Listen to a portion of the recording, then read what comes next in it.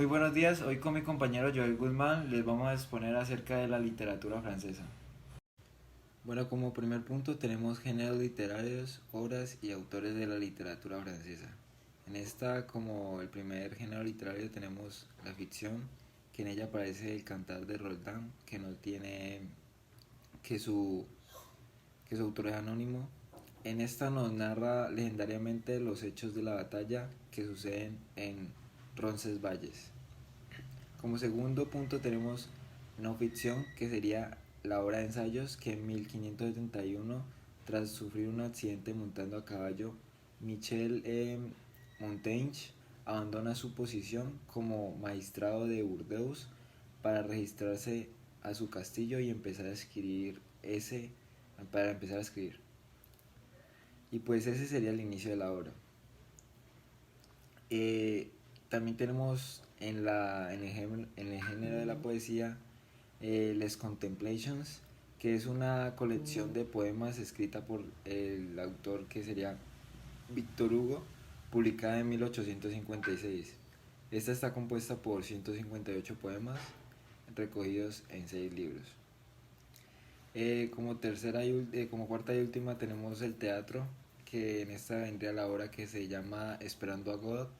Es una obra de Samuel Beckett que definió como horriblemente cómica a dos amigos casi hermanos y una extraña pareja que mientras están esperando, hablan, discuten, juegan, se desafían, se reconcilian, se aman y se repelen.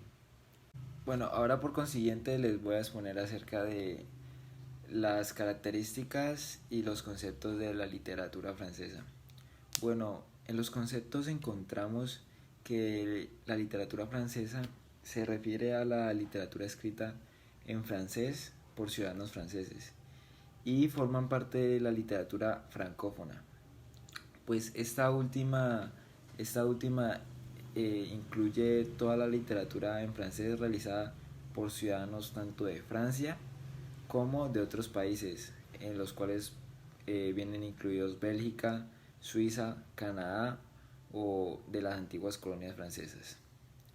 Eh, la, literatura, la literatura de Francia abarca la literatura francesa y la de otros idiomas de Francia. Ya en consiguiente tenemos las características.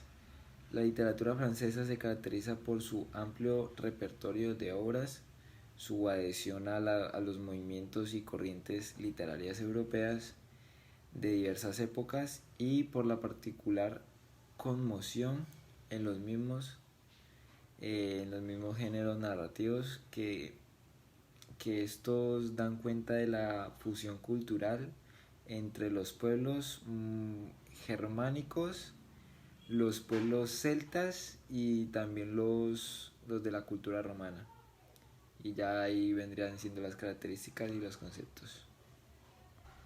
Y ahora yo les voy a hablar sobre las obras representativas y autores de la narrativa de la segunda mitad del siglo XX. Primero tenemos la obra Lolita, escrita por Vladimir Nabokov en el año 1955, que trata sobre la relación de un pedófilo de 40 años y su hijastra de 12 años, y es considerada por muchos críticos y académicos como una obra maestra de la literatura universal contemporánea y un clásico moderno.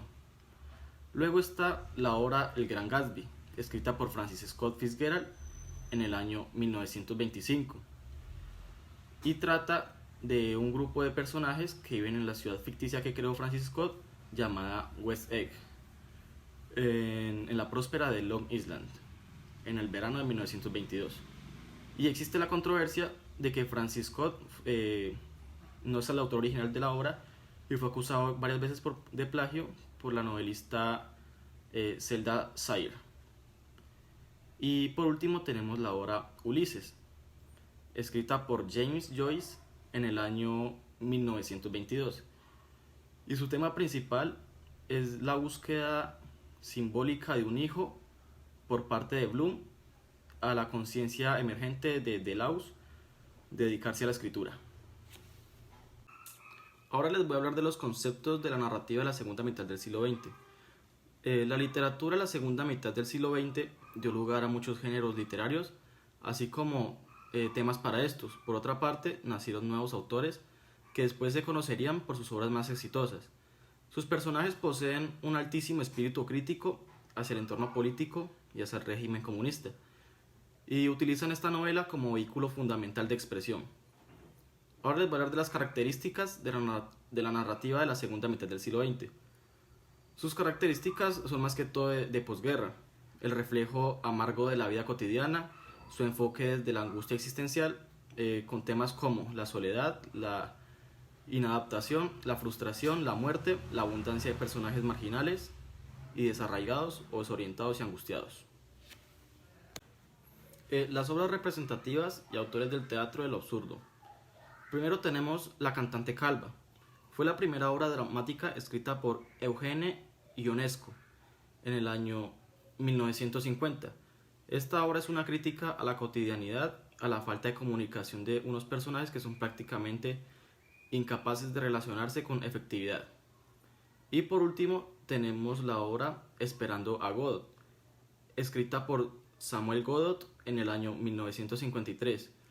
Y se trata de dos amigos casi hermanos, una extraña pareja que mientras están esperando hablan, discuten, juegan, se desafían, se reconcilian, se aman, se repelen, y llega otra extraña pareja, aún más extraña, y el juego se diversifica.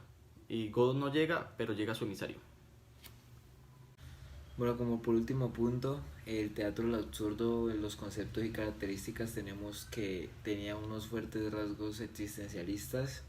Este cuestionaba la sociedad y al ser humano. A través del humor y la mitificación escondían una actitud muy exigente hacia sus artes.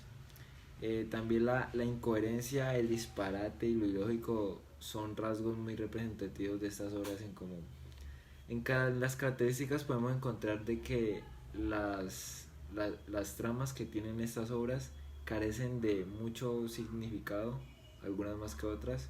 Los diálogos se vuelven muy repetitivos y la falta de secuencia dramática abunda mucho, que esto a menudo crea una atmósfera onírica, la cual, si vamos a buscar qué es la palabra onírica, son representaciones de sueños o imágenes y alucinaciones que tenemos al momento de dormir.